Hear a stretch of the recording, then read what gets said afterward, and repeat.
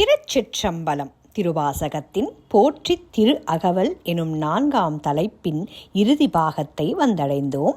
இன்று 210ஆம் வரி முதற்கொண்டு 225ஆம் வரி வரையிலான பொருள் விளக்கத்தை அறிவோமா?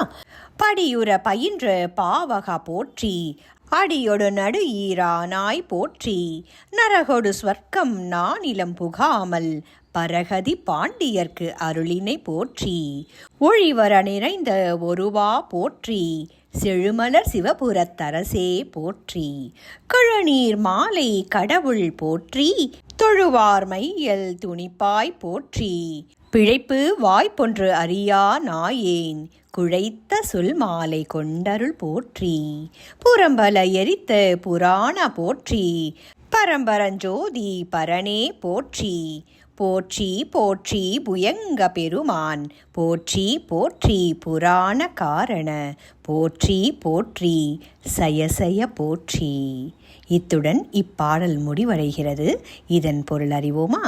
தோற்றமும் நடப்பும் முடிவும் இவ்வுலகுக்கு தந்தவனே போற்றி, நரகமும் ஸ்வர்க்கமும் நானிலமாகிய இந்த மண்ணுலகில் மீண்டும் பிறவாமல் விண்ணுலக வாழ்வை பாண்டிய மன்னனுக்கு அருளிய எம்பெருமானே வணக்கம். அங்கு இங்கு என்று எங்கும் நிறைந்த ஒப்பற்ற ஒரு பரம்பொருளே போற்றி, வளமெலாம் மலிந்து மலர்ந்த சிவபுரம் எனும் திருப்பெருந்துறை மேவிய சிவமே போற்றி, செங்கழ் நீர் பூமாலை அணிந்த சிவபரம்பொருளே வணக்கம்.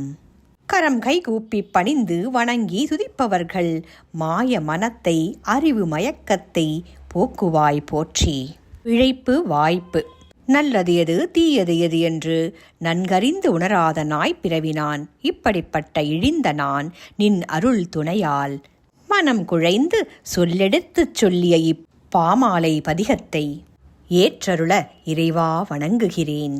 திரிபுரம் 3ஐயும் எரித்த திருபுராந்தகா வணக்கம். மேலானவற்றுக்கெல்லாம் மேலான பரம்பொருளே சோதி சுடரொளியே வணக்கம். தடந்தோளில் பாம்பணிந்த புயங்கப் பெருமானே வணக்கம். போற்றி போற்றி பழமைக்கும் ஆதாரமான பரம்பொருளே போற்றி, மூல முதல்வனே போற்றி, போற்றி போற்றி வெற்றி திரளே போற்றி, உன் திருவடியை வணங்குகிறேன் என்று தன்னை மறந்து மெய்யுருகி இப்பாடல் வரிகளை முடித்திருக்கிறார் மணிவாசகப் பெருமான். நாமும் இறைவனை வாயால் மட்டும் துதிக்காமல் மனதாலும் சிந்தையாலும் துதித்து வணங்கி போற்றி அவன் அருள் பெறுவோம். நன்றி, வணக்கம். மீண்டும் அடுத்த பதிவில் சந்திப்போம்.